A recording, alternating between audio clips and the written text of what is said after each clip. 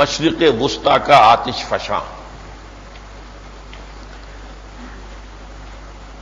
عرب اسرائیل تنازع یہ عجیب ایک صورتحال ہے مشابہت کی کہ عرب اسرائیل تنازع اتنا ہی پرانا ہے جتنا کشمیر کا تنازع ہے۔ نمبر 2، یہاں بھی ہمارے اور بھارت کے درمیان 3 جنگیں ہو چکی ہیں اور وہاں بھی 3 ہی جنگیں ہوئی۔ سن 48 میں جنگ ہوئی، پھر سن 67 میں جنگ ہوئی، پھر سن 73 میں جنگ ہوئی۔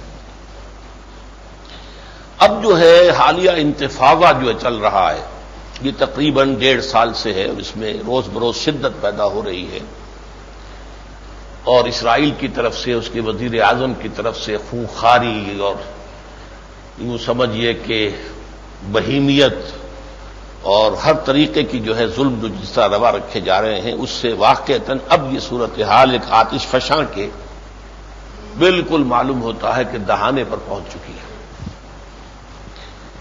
اس سے قبل تقریباً 10 سال جو گزرے ہیں وہ ایک لمبا سلسلہ تھا امن مذاکرات کا۔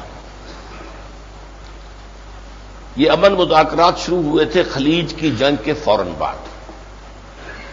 آغاز ہوا تھا میڈرڈ سے، ہسپانیہ کے صدر مقام سے، پھر وہاں سے اوسلو منتقل ہوئے، پھر وہاں سے واشنگٹن آئے کئی بار، پھر کبھی کیمپ ڈیوڈ میں ہوئے، کہیں وائی ریور پہ ہوئے، کہیں اور ہوئے۔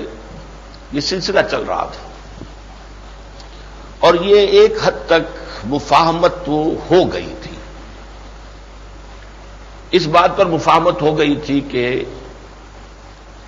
اسرائیل نے جو قبضہ کیا تھا 1967 کی جنگ میں، اصل اسرائیل جو سن 48 میں قائم ہوا تھا، 67 کی جنگ میں اس نے مزید جو ہے وہ علاقے قبضہ کر لیے تھے، جن میں سے ایک سینائی تھا، صحرائے سینائی، پورا سینائی پیننسولا وہ مصر سے لیا تھا، گولان ہائٹس شام سے لیے تھے، اور جو ویسٹ بینک کہلاتا ہے اصل میں وہ کیا ہے، دریائے اردن کا مغربی کنارہ۔ یہ بہت سرسبز و شاداب اور بہترین پورے اسرائیل کے اندر سب سے زیادہ جو ہے زرخیز اور خوبصورت علاقہ یہی ہے۔ یہ اردن میں تھا، شرق اردن میں، یہ اس سے ہتھیایا تھا۔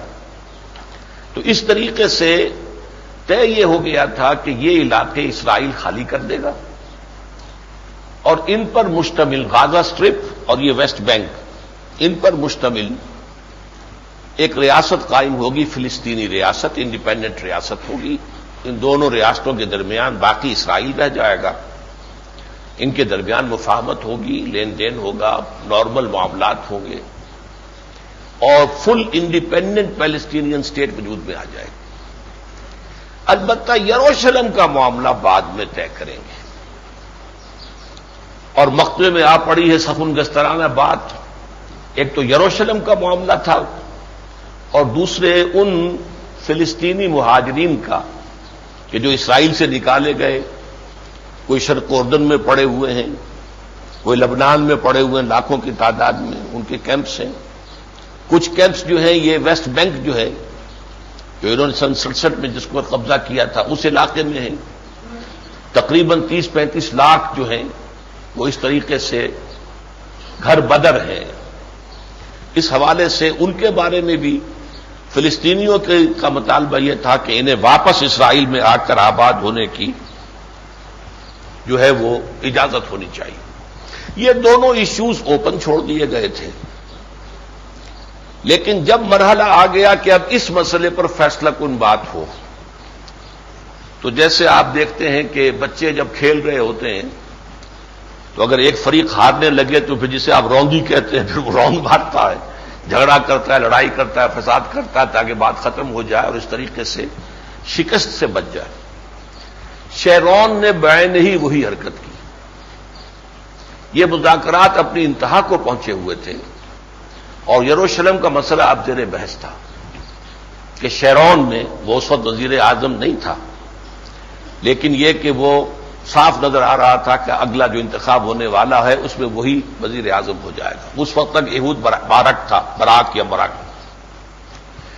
اس نے یہ کیا کہ وزٹ کیا ٹیمپل ماؤنٹ کو، یہ ٹیمپل ماؤنٹ آپ جان لیجئے، سنتے تو بہت ہوں گے، اس سے مراد کیا؟ اصل میں ایک پہاڑی ہے، ذرا سطح مرتفع، زمین سے اٹھی ہوئی، اونچی، اوپر فلیٹ ہے،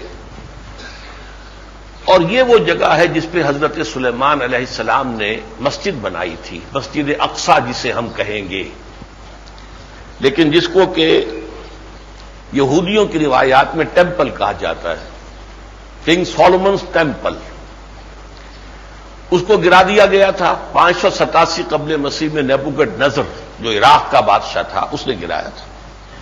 پھر 150-200 سال کے بعد دوبارہ بنایا یہودیوں نے.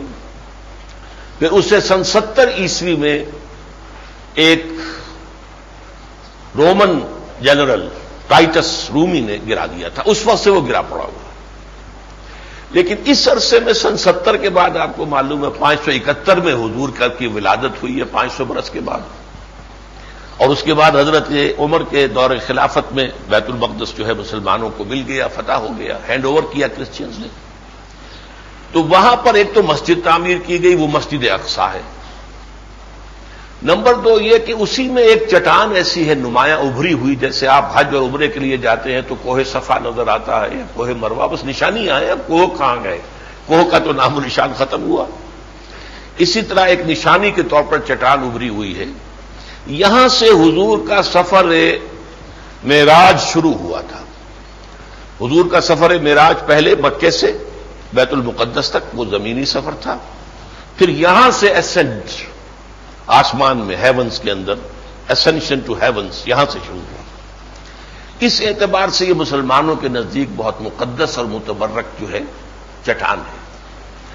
لہذا جو بہت ہی مشہور خلیفہ بنو امیہ میں سے تھے عبد الملک بن مروان، بہت بڑا عالم تھا، فقیہ تھا، محدث تھا. وہ اگر بادشاہ نہ ہوتا تو علماء، فقہاء، محدثین میں اس کا شمار ہوتا، اور بہت بڑا بادشاہ تھا، اس میں کوئی شک نہیں. ظاہر بات ہے خلیفہ راشد تو نہیں تھا، دور بنو امیہ کی بات ہے. اس نے یہاں پر یہ قبہ بنایا، یہ جو اس کے اوپر ایک بہت بڑی ڈوم ہے، ڈوم آف دی راک، قبۃ الصخرہ. یہ مسلمانوں کے لیے انتہائی مقدس ہے. یہ دونوں سٹرکچر جو ہیں اس ٹیمپل ماؤنٹ کے اوپر موجود ہیں. اب ٹیمپل ماؤنٹ ہی پر وہ کہتے ہیں کہ ہمارا جو ہے خانہ کعبہ یعنی سولومنز ٹیمپل تھا.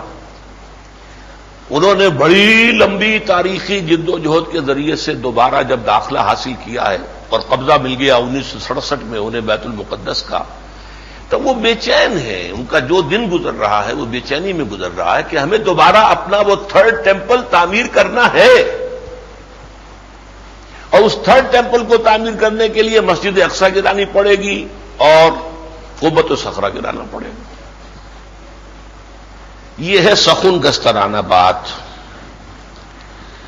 نتیجہ کیا نکلا کہ اب جب یروشلم کی بات آئی تو معقول راستے سے ہٹانے کے لیے شیرون نے ٹیمپل سائٹ وزٹ کیا. مسلمانوں میں رد عمل پیدا ہوا، کیوں آیا یہ یہاں پر؟ اس نے طے کیا کہ اب ہم یہاں پر اپنے ٹیمپل، تھرڈ ٹیمپل کی بنیادیں رکھ دیں گے. اس کے لیے بڑے بڑے پتھر، بڑی چٹانیں جو ہے تیار کر لی گئی. اس پر پھر مسلمان نوجوانوں نے پتھراؤ، ان کے پاس تھا ہتھیار، اور کون سا تھا؟ پتھر، گولیلے. تو انتفاضہ شروع ہو گیا. یہ 1.5 سال سے جو شروع ہوا ہے نیا، اور اس کا نتیجہ بڑھتے بڑھتے بڑھتے بڑھتے جو کچھ ہے سب کے علم میں ہے. جس طرح کا قتل عام جو ہے وہ آپ کے علم میں، جنین کا جو کیمپ تھا اس میں جس طریقے سے میسیکر ہوا ہے اور جس قدر ظلم اس وقت ہوا ہے پوری دنیا کے نگاہوں کے سامنے ہو رہا ہے، دھڑلے کے ساتھ ہو رہا ہے. معلوم اس کا نتیجہ یہ نکلا کہ وہ ساری پیس ٹاکس جو تھیں وہ 10 سال کی وہ زیرو ہو گئی، اور مشرق وسطی اب ایک آتش فشاں کے دہانے پر کھڑا ہو گیا. چنانچہ میں عرض کر دوں آپ سے کہ رات ہی میں CNN دیکھ رہا تھا تو کوئی جو اس مشرق وسطی کے حالات کا ماہر شخص تھا، وہ کوئی پریزنٹیشن کر رہا تھا. اس کا عنوان اس نے بنایا تھا دی نائٹ میئر سیناریو. اب جو حالات سامنے آ رہے ہیں وہ انتہائی خوفناک ہیں، دہلا دینے والے، ڈرا دینے والے، لرزا دینے والے، جیسے کہ ڈراؤنا خواب ہوتا ہے کسی طریقے کے حالات جو ہیں وہ آنے والے. اب اس پوری صورتحال کا جہاں تک تو پس منظر کا تعلق ہے وہ بات بہت طویل ہو جائے گی، وہ ایک تقریر میں آنے والی بات نہیں ہے، اور یہ کہ اس موضوع پر 10 سال قبل میں کتاب لکھ چکا ہوں۔ سابقہ اور موجودہ مسلمان امتوں کا ماضی، حال اور مستقبل، سن 92 میں نے مضامین لکھے تھے جو سن 93 میں کتابی شکل میں شائع ہو گئے۔ آج یہاں میں اس کے کچھ نسخے لے آیا ہوں جو لوگ لینا چاہیں۔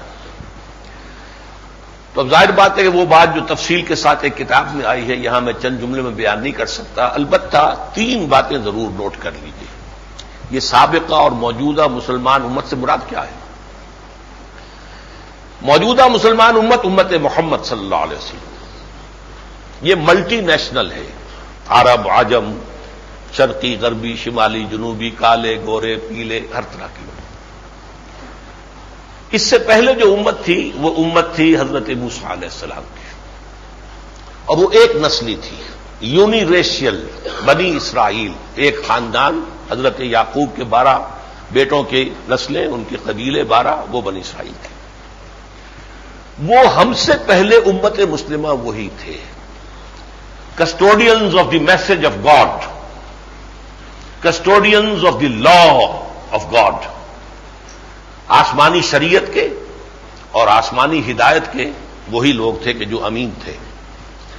1400 قبل مسیح میں انہیں تورات دی گئی ہے، حضرت مسیح علیہ السلام سے 1400 برس قبل، گویا کہ تقریباً آج سے 3500 سال قبل۔ اس وقت سے ان کی تاریخ شروع ہوتی ہے، اور اس امت کی تاریخ ختم ہوتی ہے 610 عیسوی میں محمد الرسول اللہ کی بعثت کے ساتھ صلی اللہ علیہ وسلم۔ تو 1400 قبل مسیح، 600، یہ 2000 برس ان کی تاریخ ہے۔ اس کے بعد 1400 برس اور گزر گئے تو 3400 برس کی تاریخ ہے۔ حضور کی بعثت کے بعد وہ معزول کر دیے گئے، نئی امت، اور اس معزولی کی علامت کے طور پر، سمبل کے طور پر اہل توحید کا قبلہ بدل دیا گیا۔ 16 مہینے حضور نے بھی بیت المقدس کی طرف رخ کر کے نماز پڑھی تھی، لیکن پھر فولوا وجوہکم شطر المسجد الحرام، اب اپنا چہرہ پھیر دو۔ سیقول السفہاء ما واللہ من قبلتہم التی کانوا علیہا قل للہ المشرق والمغرب یہدی من یشاء الی صراط مستقیم۔ دوسری بات یہ نوٹ کیجئے کہ ان دونوں امتوں کے بارے میں قرآن اور حدیث سے معلوم ہوتا ہے کہ اللہ تعالیٰ نے پہلے سے بتا دیا تھا کہ ان دونوں پر 2 دور آئیں گے عروج کے، اور 2 آئیں گے زوال کے۔ میں تفصیل سے اپنی کتاب میں لکھ چکا ہوں یہ چیزیں۔ ہمارا ان کا جو آخری دور زوال شروع ہوا ہے تو جو بہت طویل تھا، سن 70 سے لے کر 1917 تک۔ سن 70 میں ان کا سیکنڈ ٹیمپل گرایا گیا، لاکھوں قتل کیے گئے، پورا شہر برباد کیا گیا یروشلم، انہیں وہاں سے نکال دیا گیا، ڈایاسپورا شروع ہو گیا، بھاگ جاؤ یہاں سے، تمہارے لیے یہاں کوئی مقام نہیں ہے۔ لیکن یہ کس نے کیا؟ مسلمانوں نے تو نہیں کیا۔ مسلمان تو ابھی، حضور کی بعثت بھی 500 برس بعد ہونی ہے، پیدائش بھی 500 برس بعد ہونی ہے۔ یہ رومیوں نے کیا، رومنس۔ اس وقت سے ان کا ڈایاسپورا شروع ہو گیا، یورپ میں، ایشیا میں، افریقہ میں، مختلف ملکوں میں، روس میں، یہ منتشر ہو گئے۔ اس کو وہ کہتے ہیں ڈایاسپورا۔ اس ڈایاسپورا سے یہ نکلے ہیں پھر 20ویں صدی کے شروع میں آ کے 1917 میں بالفور ڈیکلریشن کے ذریعے سے برطانیہ نے انہیں یہ حق دیا کہ تم فلسطین میں آباد ہو سکتے ہو، 1900 برس کے بعد تقریباً۔ لیکن اس درسے میں ان پہ 2 عروج آ چکے تھے، دوسرا زوال جو ہے 2000 سال کا تھا۔ ہمارا دوسرا زوال کب شروع ہوا ہے؟ اب میں پورے عروج کی بات تو نہیں کر سکتا اس وقت۔ پہلا عروج عربوں کی زیر قیادت تھا، دوسرا عروج ترکوں کی زیر قیادت تھا۔ لیکن زوال کہاں سے شروع ہوا ہے؟ فال آف گرینیڈا، سقوط غرناطہ، ہسپانیہ میں جب ختم ہوئی اسلامی حکومت اور مسلمان ایک بچہ ختم کر دیا گیا، اور اس کے بعد یورپین کولونیل فورسز جو ہیں راؤنڈ دی گڈ ہوپ افریقہ کے جنوبی کنارے سے ہو کر جو آئے ہیں تو وہ ہندوستان پر اور ملایا پر اور یہ سماٹرا پر اور جنوبی افریقہ پر سب کے اوپر یہ حملہ کر کے قبضات کرتے چلے گئے، یہاں تک کہ ہمارا وہ آخری کلائمیکس جو ہے ڈاؤن فال کا وہ 20ویں صدی کے شروع میں ہوا، جبکہ پہلی جنگ عظیم کے بعد اوٹومان امپائر بھی خلاص ختم، جیسے کہ کبھی تھی نہیں، کالم یغنوا فیہا۔ یہ ہے پس منظر۔ اس پس منظر میں نوٹ کیجئے کہ یہودیوں نے ایک بڑے طویل جد و جہد کے ذریعے سے، جس کی تفصیل آپ میری کتاب میں پڑھ سکتے ہیں، یہاں ممکن نہیں، رفتہ رفتہ عیسائیوں پر اپنا تسلط قائم کیا، یورپ کے اوپر، جس کی تعبیر علامہ اقبال نے کی کہ فرنگ کی رگے جاں پنجائے یہود میں ہے۔ اور ان میں سے خاص طور پر پروٹسٹنٹ مذہب انہی کی ایجاد تھا، جیسے شیعت ایک یہودی کی ایجاد، عبداللہ ابن سبا کی، اسی کے باقیات و سیئات جو بھی ہیں وہ آج شیعت کی شکل میں دنیا میں موجود ہیں۔ اسی طریقے سے پروٹسٹنٹزم جو ہے یہودیوں کی پیداوار، پروٹسٹنٹس کے ذریعے سے انہوں نے اقتدار حاصل کیا یورپ کے اندر اور ان کو اپنے قابو میں لے آئے۔ پروٹسٹنٹ نمبر 1 کنٹری دنیا کے اندر برطانیہ تھا، جس نے پہلی بغاوت کی، پوپ کے خلاف اینگلیکن چرچ قائم کیا۔ برطانیہ کے ذریعے سے انہوں نے فلسطین میں آباد ہونے کا حق حاصل کر لیا۔ اس کے بعد پروٹسٹنٹس کا امام جو ہے اب وہ یو ایس اے ہے، بلکہ پروٹسٹنٹس آف امریکہ جو ہیں وہ یہ کہتے ہیں کہ اسرائیل دنیا میں ایک نہیں 3 ہے۔ ایک اسرائیل تو وہ اسرائیل ہے چھوٹا سا جو کہ مڈل ایسٹ میں، ایک اسرائیل برطانیہ ہے، تیسرا اسرائیل امریکہ ہے۔ وہ کہ اسرائیل ہے یہ، اور یہ ان کا پرچہ لکھتا ہے، دی فلاڈیلفیا ٹرمپٹ، یہ پروٹسٹنٹ عیسائیوں کا ایک رسالہ ہے، فلاڈیلفیا سے نکلتا ہے امریکہ سے۔ وہ صاف کہتے ہیں اصل اسرائیل تو اب ہم یہاں امریکہ ہے، برطانیہ ہے، وہ تو چھوٹی سی ایک جڑ ہے اسرائیل کی وہاں پر، اصل اسرائیل یہ ہے، اللہ نے نیا اسرائیل ہمیں یہاں دیا۔ بہرحال اس کے ذریعے سے پھر امریکہ کے سہارے انہوں نے ریاست قائم کروا لی 1948 میں۔ یہ تو ہوا پس منظر سارا، اس سے زیادہ میں بیان نہیں کر سکتا۔ اب منظر کیا ہے؟ منظر یہ ہے کہ 2 بہت بڑے بڑے آئس برگ ہیں جو ٹکرانے والے ہیں دوسرے کے ساتھ۔ یہ آئس برگ کی میں نے کیوں لی ہے تشبیہ کہ آپ کو ٹپ آف دی آئس برگ یہ محاورے میں آتا ہے کہ آئس برگ بہت بڑی شے ہوتی ہے نیچے، اوپر وہ چھوٹا سا نظر آتا ہے، اسی لیے جہاز دھوکہ کھاتے ہیں، ٹکرا جاتے ہیں، ٹکڑے ٹکڑے ہو جاتے ہیں، پاش پاش ہو جاتے ہیں۔ 2 آئس برگ سے بہت بڑے، دونوں کی ٹپ جو ہے اس وقت وہ اسرائیل میں ہے۔ ایک ٹپ ہے یہودی، کوئی 35 لاکھ کے قریب، جو اسرائیل میں ہے۔ دوسری ٹپ جو ہے وہ فلسطینی، وہ بھی کوئی 30-35 لاکھ ہے، جو ویسٹ بینک میں اور غزہ میں ہے، اور خود فلسطین میں بھی ہے، خود اسرائیل کے اندر بھی فلسطینی عرب آباد ہیں، مسلمان آباد ہیں، ان کی پارلیمنٹ میں بھی ممبر ہیں، مسلمان ہیں۔ لیکن یہ کہ ان ٹپ کے نیچے کیا ہے؟ اسرائیل کے نیچے 1 کروڑ یہودی ہے جو پوری دنیا میں پھیلا ہوا ہے، سرمایہ دار ترین، بیدار ترین، تعلیم یافتہ ترین، منظم ترین، ذرائع ابلاغ پر قابض ترین 1 کروڑ یہودی اس کے نیچے ہے۔ اس کے نیچے عیسائی ورلڈ ہے، لیکن وہ ڈیوائیڈڈ ہے۔ اصل آلہ کار واسپ ہیں، وائٹ اینگلو سیکسن پروٹسٹنٹس، جن کے یہ 2 اڈے ہیں، برطانیہ اور امریکہ، اور یہ دونوں ہینڈ ان ہینڈ ہے۔ ان کا تو ایسا ہے جیسے کہ بڑا بھائی چھوٹا بھائی، ان کی پالیسی ایک ہے۔ اور اس کے بعد پھر تیسرے درجے میں کیتھولک دنیا بھی ہے، وہ میں پھر ذرا تفصیل سے، کوئی موقع آج ہوا ورنہ پھر یہ کہ شاید مجھے اگلے جمعے میں یہ مضمون جو ہے لے کے جانا پڑے۔ یہ ہے ایک ٹپ کے نیچے، اوپر صرف 35 لاکھ جو ہے، 30-35 لاکھ یہودی جو اسرائیل میں، یہ تو ٹپ آف دی آئس برگ ہے۔ 1 کروڑ یہودی پوری دنیا کا، پھر یہ کہ یہ کیتھولکس اور پروٹسٹنٹس ملا کے تقریباً 2.25 ارب عیسائی بنتے ہیں، وہ بھی چاہے یہود کی دوستی میں چاہے مسلمانوں کی دشمنی میں سپورٹ اس کو کر رہے ہیں، جن میں سب سے زیادہ سخت سپورٹ جو ہے اور بہت مؤثر سپورٹ جو ہے وہ پروٹسٹنٹس آف امریکہ۔ فلسطینیوں کے نیچے یا پیچھے پہلے عالم عرب ہے 30 کروڑ کے قریب. ٹھیک ہے کہ حکمران وہاں کے کسی اور رنگ میں ہیں، کسی اور نقشے میں ہیں، امریکہ کی زلف گرا گیر کے اسیر ہیں، ان کو سمجھتے ہیں کہ ہماری حکومتیں ہی اس کے بل پر قائم ہیں، وہ تو ہمارا انداتا ہے، ہمارا سپورٹر ہے، ورنہ ہمارے پرخچے اڑا کر رکھ دیں. ریڈیکل اسلام جو ہے عالم اسلام کے اندر آخر موجود ہیں، نوجوان ہیں، مذہبی لوگ بھی ہیں. اس سے پہلے یہ کہ لیفٹسٹ تھے، کمیونسٹ تھے، بڑی بڑی طاقتیں ابھری وہاں پر، بڑے انقلاب آ سکتے تھے. تو یہی ہمارا مائی باپ ہے جس نے ہمیں بچائے رکھا ہے. لیکن یہ سوال پیدا ہوتا ہے کہ کیا وہاں کے عوام کے تاثرات بھی یہی ہیں؟ دبے ہوئے ہیں، ابھی پسے ہوئے ہیں. لیکن یہ کہ جب فلیئر اپ ہوگا معاملہ تو مجھے اگرچہ یقین ہے کہ یہ تمام حکمران جو ہیں اپنے اپنے ہاں مسلمان فنڈامنٹلسٹ ہے، جذباتی ہو کر جب لوگ اٹھیں گے. آپ تصور کیجئے کہ اگر ڈوم آف دی راک جو ہے وہ گرا دی جائے، مسجد اقصی جو ہے گرا دی جائے، کیا طوفان اٹھے گا دنیا میں، اس کا آپ اندازہ نہیں کر سکتے. سب سے بڑھ کر عالم عرب میں خون تو ہے، ان کا جوش تو کھا رہا ہے. سعودی عرب جیسے ملک سے 19 کے 19 جو ہائی جیکرز انہوں نے بیان کیے ہیں، سچ یا غلط، وہ سب کے سب سعودی عرب سے تھے. کم سے کم ان کی اکثریت سعودی عرب کی.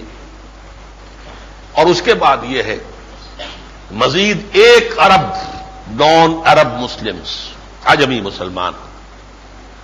یہ ایک طرف ہے، یہ آئس برگ ہے. جب یہ جس کو نائٹ میئر سیناریو کہا جا رہا ہے CNN پر، اگر یہ ہو گیا، اگر یہ بھٹی دہک گئی، یہ لفظ بھٹی دہکنا میں 10 سال سے استعمال کر رہا ہوں کہ بھٹی دہکنے والی ہے، بھٹی دہکے گی. تو اگرچہ ابتدا میں بہت شدید نقصان مسلمانوں کا ہوگا، اور اصل میں یہ اللہ کا عذاب ہوگا، بدترین عذاب، کہ جو ایک ملعون اور مغضوب علیہم قوم کے ہاتھوں آئے گا ہم پر. کیونکہ ہم نے بھی وہی جرم کیا، اللہ کے دین سے منہ پھیر لیا. پورے عالم اسلام میں ہم نہیں دکھا سکتے کہ یہ ملک ہے جہاں اللہ کا دین قائم ہے. جیسے جیسے کولونیل رول سے ہم آزادی حاصل کرتے گئے، کسی نے قبلہ کر لیا اپنا ماسکو کو، کسی نے کر لیا واشنگٹن کو. مکے کی طرف تو صرف نماز پڑھتے ہیں، مکے کی طرف ہمارا قبلہ زندگی کا تو نہیں ہے. ہماری زندگی کا، اجتماعی زندگی کا دھارا ادھر ہے ہی نہیں. یہ ہونا ہے، لیکن اس کے بعد بالآخر میں نہیں کہہ سکتا کہ جس کو میں کہہ رہا ہوں کہ جو ٹرمائل آنے والا ہے، ہولوکاسٹ کا لفظ استعمال ہو رہا ہے اب، یہ میں بہت عرصے سے کر رہا ہوں کہ مڈل ایسٹ میں ایک ہولوکاسٹ آئے گا. لیکن یہ کہ اب اس کا واقعتاً تذکرہ ہو رہا، اخبارات اس میں بھی، ٹی وی بھی لفظ ہولوکاسٹ آ رہا کہ ایک ہولوکاسٹ جو ہے عربوں کے لیے آئے گا. اور عربوں کے لیے خاص طور پر کیوں؟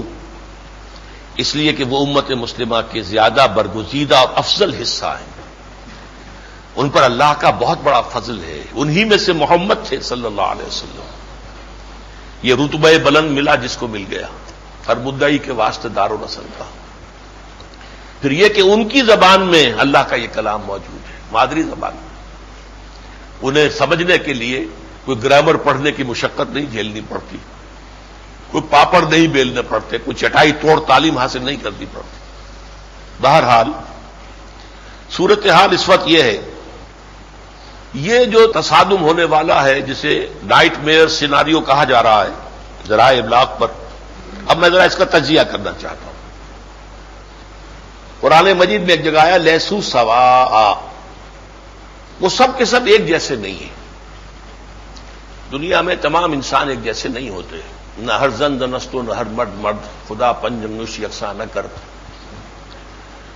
یہودیوں میں بھی 2 قسم کے لوگ پائے جاتے ہیں اور مسلمانوں میں بھی 2 قسم کے لوگ پائے جاتے ہیں، براڈلی اسپیکنگ.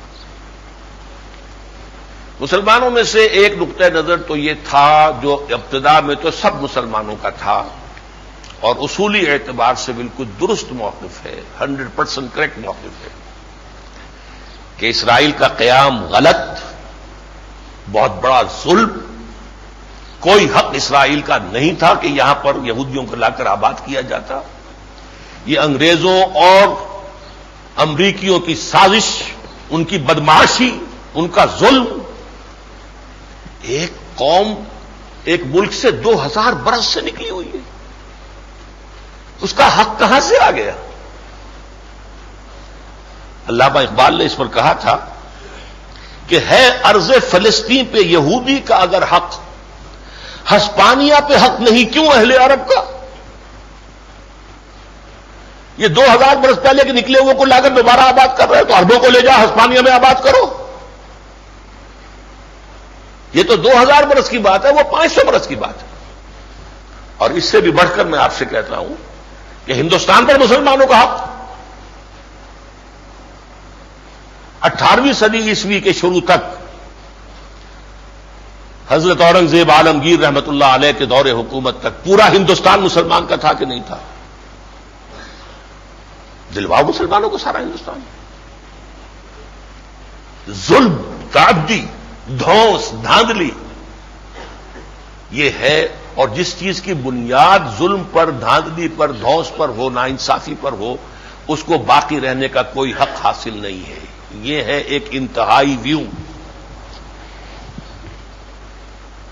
یہ انتہائی ویو جو ہے عربوں کا رہا، سب کا۔ ہم اسے تسلیم نہیں کریں گے، نہیں کریں گے، نہیں کریں گے۔ We shall never talk to them. We shall never sit in one room with them. نہیں بیٹھیں گے، بات نہیں کریں گے، ایک کمرے میں نہیں رہیں گے، ادھر سے وہ داخل ہوں گے تو ادھر سے ہم نکل جائیں گے۔ باقی عجم میں 2 ملکوں نے تسلیم کیا، ترکی اور ایران۔ ایران شاہ کا ایران تھا۔ یہ دونوں انتہائی سیکولر ملک تھے۔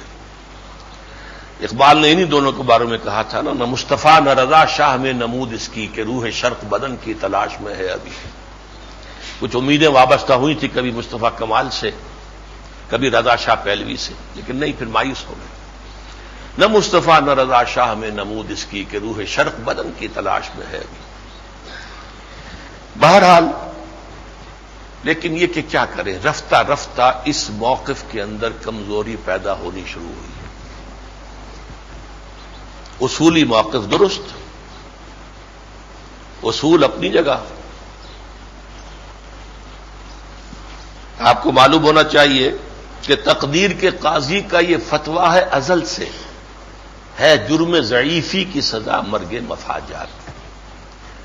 آپ کمزور ہیں تو حق پر ہوں تو کیا ہے، کمزور ہے مار پڑے گی۔ طاقتور، مائٹ از رائٹ، دنیا کا اصول تو یہ ہے۔ لہذا جب انہوں نے دیکھا ہم کچھ نہیں کر سکتے، امریکہ جو ہے اس کے پشت پناہ ہے، پہلے بھی one of the super powers تھا اور اب تو سپریم پاور آن ارتھ ہے، کیا کریں؟ ایک ایک کر کے انہوں نے صلح کرنی شروع کی۔ سادات نے صلح کی، جسے پھر ایک جوشیل عرب نے قتل کر دیا۔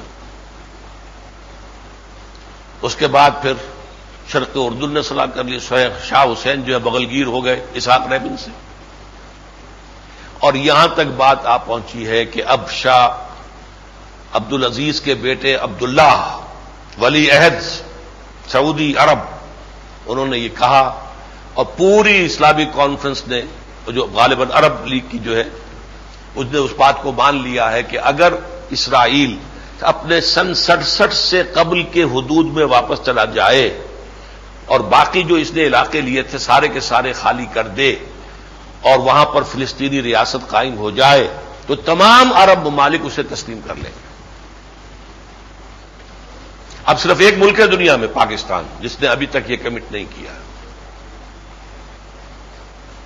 پاکستان نے ابھی انڈورس نہیں کیا، لیکن یہ ہے کہ بہرحال اگر سارے عرب ممالک کر لیں تو ظاہر بات ہے کہ پاکستان اکیلا کیسے کھڑا رہ جائے گا۔ امیڈیٹ جھگڑا تو عربوں کا اور یہودیوں کا ہے۔ یہ کیوں کمزوری ہم پر آئی؟ وجہ وہی عذاب الہی، ضربت علیہم الذلۃ والمسکنۃ وباؤوا بغضب من اللہ، اللہ سے غداری، اللہ سے بے وفائی، اللہ سے تم نے اپنا رخ موڑ لیا۔ لہذا اللہ تعالیٰ بہت غیور ہے، اگر تم اس کی طرف آؤ گے تو وہ دوڑ کر آئے گا، تم چل کر آؤ گے وہ دوڑ کر آئے گا، تم بارش بھراؤ گے وہ ہاتھ بھر آئے گا، لیکن اگر تم رخ موڑ لو گے تو وہ بھی اپنا رخ تم سے پھیر دے گا۔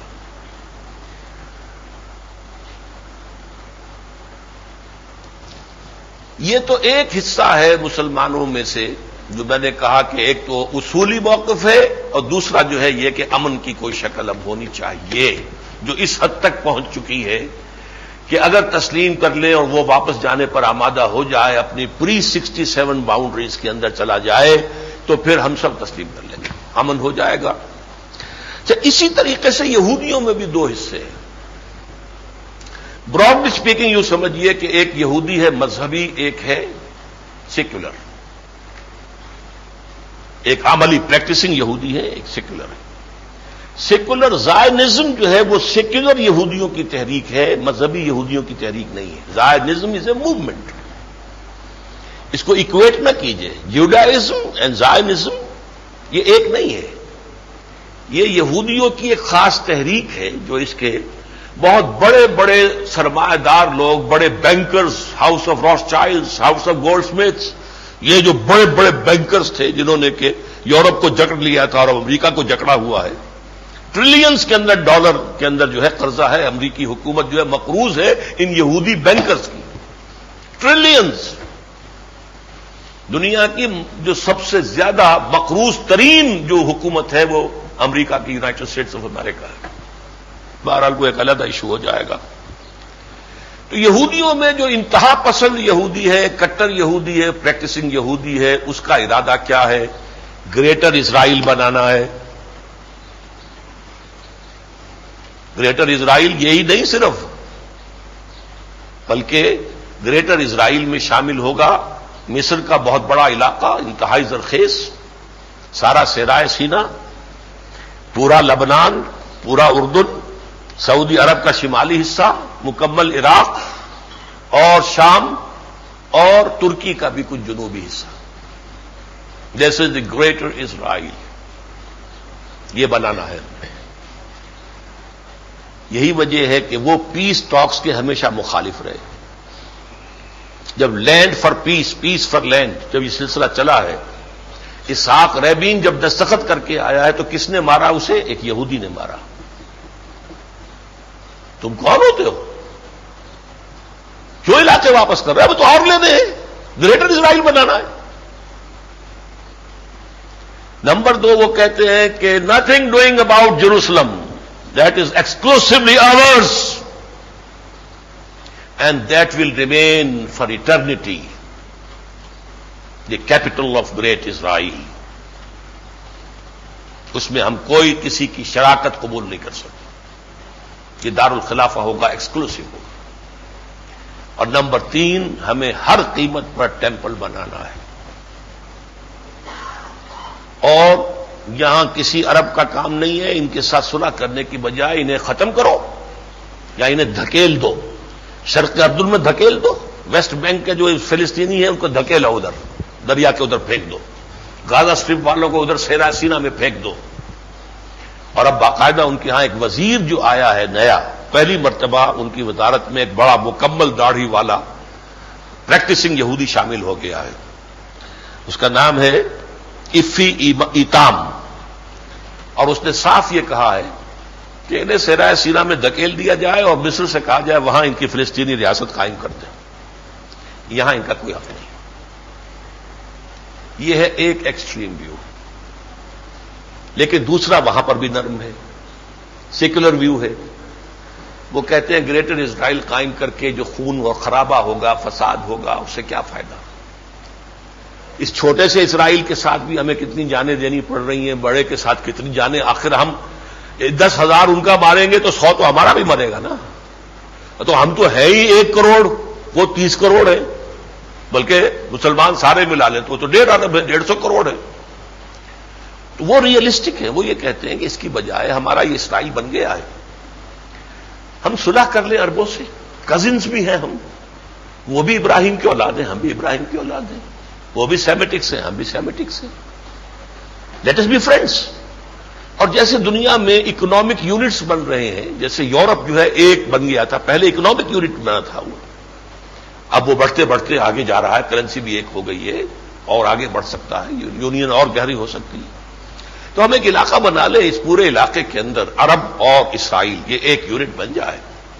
عربوں کے پاس پیسہ بہت ہے، عربوں کے پاس لیبر بہت ہے، تیل بہت ہے، ہمارے پاس نو ہاؤ ہے، مینجمنٹ ہے، ایگزیکٹو جو ہے صلاحیت ہمارے پاس ہے، ٹیکنالوجی ہمارے پاس ہے، لہذا ہم ڈیولپمنٹ کریں گے، ملائی ہم کھائیں گے، مکھن ہم کھائیں گے، چھاچھ ان کو دیتے رہیں۔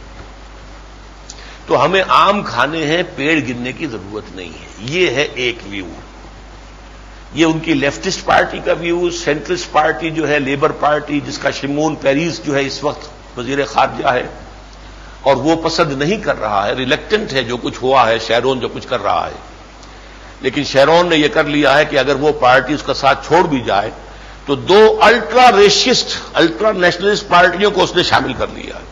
انہی میں سے ایک وزیر ہے جس کی بات میں نے آپ کو بتائی ہے کہ وہ افی تام یہ کہہ رہا ہے کہ ان کو پھینکو یہاں سے نکال کے، ہمارے سے کوئی تعلق نہیں ہے ان کا۔ اور جب ان سے کہا گیا تم کیا کر رہے ہو تو اس نے جواب یہ دیا، چونکہ امریکی تھا سوال کرنے والا، تم نے کیا کیا افغانستان میں؟ آج ہمیں سبق پڑھانے آیا؟ ہم پاول سے صاف کہہ دیں گے، یہ پاول کے جانے سے پہلے کی بات ہے، صاف کہہ دیں گے کہ ڈبل سٹینڈرڈ ختم کرو دنیا کے اندر۔ الفاظ یہ تھے، بڑے پیارے الفاظ ہیں، تم نے ہر چیز کو بم کر دیا انڈر دی کلاؤڈز۔ افغانستان میں تم نے دیکھا سویلین کتنے مر رہے ہیں اور کتنے جو ہے فوجی مر رہے ہیں، ہمیں آ کے سبق پڑھاتے ہیں، سکھاتے ہیں۔ یہ سب کچھ کیوں ہے؟ انہیں پتا ہے کہ امریکہ ہمارے شکنجے میں ہل نہیں سکتا۔ ایک مرتبہ شیمون پیریز نے کہا تھا، دیکھو امریکہ ڈرا دو جگہ دیکھو، تو شیرون نے کہا تم کیا بار بار مجھے امریکہ کا نام لے کر ڈراتے ہو؟ امریکہ ہماری پنجے میں ہے، ہل نہیں سکتا۔ یہ اس کے الفاظ ہیں، آن ریکارڈ ہے۔ امریکہ ہمارے خلاف حرکت نہیں کر سکتا۔ نتن یاہو نے کہا تھا کہ میں آگ لگا دوں گا واشنگٹن کے اندر، اور لگوا دی اس نے۔ یہ صورتحال ہے، یہ صلح و امن چاہتے ہیں، یہ شکل ہے۔ اب صلح کے لیے ظاہر بات ہے کہ دو بڑے بڑے ہرڈل جو ہیں سب سے بڑے وہ نوٹ کر لیجئے۔ ایک تو ٹیمپل ماؤنٹ کا مسئلہ ہے، اس کا حل کیا؟ لا ینحل ہے، میرے نزدیک لا ینحل ہے۔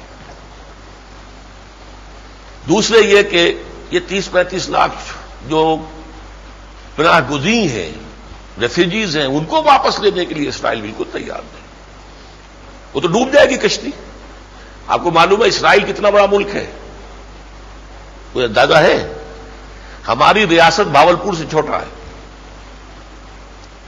میکسیمم لمبائی 200 مائلز، میکسیمم بریڈتھ 80 مائلز، اور کہیں کہیں بہت ہی کم رہ جاتے ہیں، دونوں اوپر سے نیچے سے ٹیپر کرتے ہیں، اوپر بھی اور نیچے بھی۔ میکسیمم بریڈتھ از 80 مائلز۔ اور اگر فلسطینی ریاست جیسا کہ وہ ہے، ویسٹ بینک وہ نکل جائے اس میں سے، تو بعض جگہ پر 8-10 میل چوڑائی رہ جائے گی اس کی۔ اس کشتی کے اندر اگر کہیں 35 لاکھ 3 ملین جو ہے وہ آ جائیں تو وہ تو کشتی ویسے ہی ڈوب جائے گی، ان کے پاس کہاں رہ جائے گا۔ لہذا میں اس میں اصل میں تذکرہ کرنا چاہتا ہوں اس وقت، آخری آفر جو کہ یہود کی طرف سے آ سکتی تھی وہ ایہود بیراک کے زمانے میں آ گئی تھی، اس کے ذریعے سے کلنٹن کے زیر اثر۔ اس میں کوئی شک نہیں کہ کلنٹن نے سر توڑ کوشش کی تھی کہ کوئی مصالحت ہو جائے۔ وہ تاریخ میں اپنا نام رکھنا چاہتا تھا کہ میں نے مصالحت کرائی، کشمیر پر بھی چاہتا تھا اور وہاں بھی چاہتا تھا، لیکن یہ کہ یہود براک اس وقت تھا وہ وہی جو سیکولر یہودی ہے ان کا نمائندہ، اس نے جو آفر کی تھی Palestinian state okay, division of Jerusalem okay, east Jerusalem تم رکھو اپنے پاس، ٹیمپل ماؤنٹ تقسیم کر دو، اس کے جتنے حصے میں جنوبی میں مسجد اقصی بنی ہوئی ہے وہ تم رکھ لو، لیکن اوپر کا شمالی حصہ جہاں جو ڈوم آف دی راک ہے وہ ہمیں دے دو تاکہ ہم وہاں پر اپنا ٹیمپل بنا لیں۔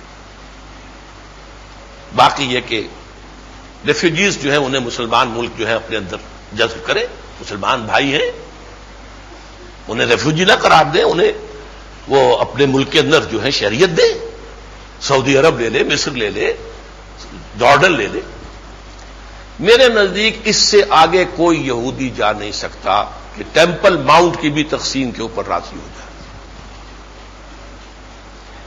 عرفات نے بھی اس کو رد کر دیا، جس کو پھر امریکہ چیختا رہا کہ he missed the chances, he missed it, یہ الفاظ استعمال ہوتے ہیں.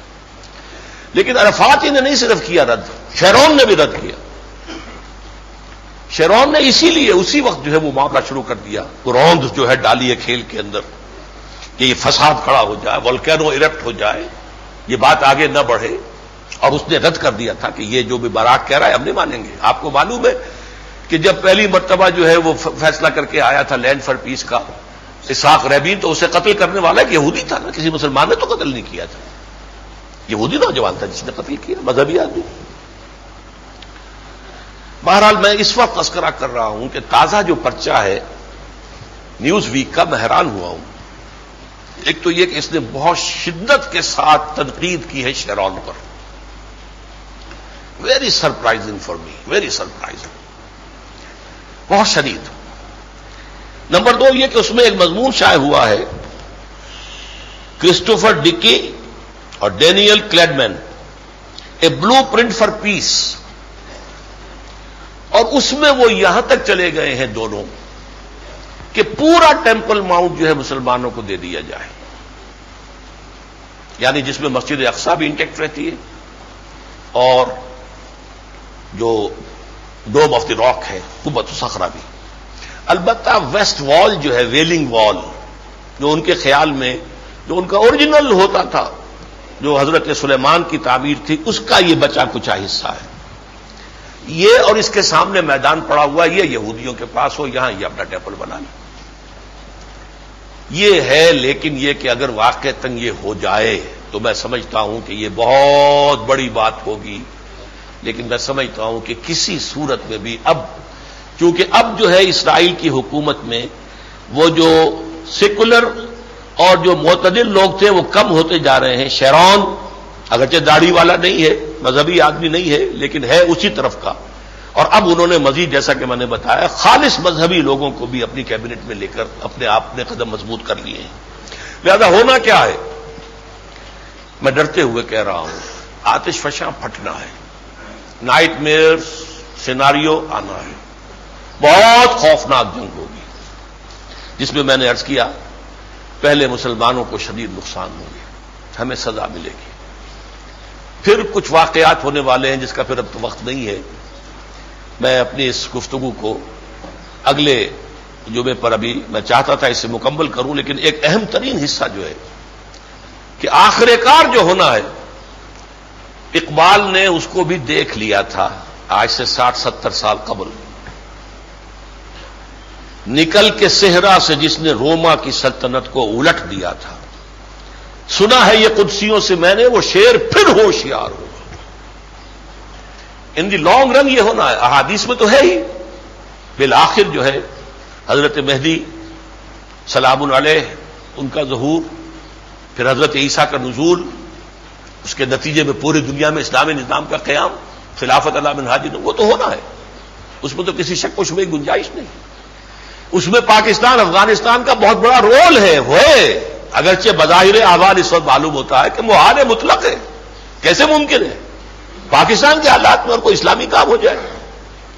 لیکن اللہ کی رحمت سے مایوس نہیں ہونا چاہیے، نہ اللہ کی رحمت سے، نہ قدرت سے، نہ نبی کی پیشین گوئیوں پہ شک کرنا چاہیے، نہ کلام الہی پر کوئی شک ہونا چاہیے. یہ آزمائش ہوتی ہے ایمان کی. اللہ تعالیٰ انسانوں کے دل بدل دیتا ہے. آج میں سوچ رہا تھا، ایک عجیب بات میرے ذہن میں آئی ہے. ابھی میں ویسے بھی کوئی ڈبل مائنڈڈ ہوں، اب بھی کہ بیان کروں یا نہ کروں.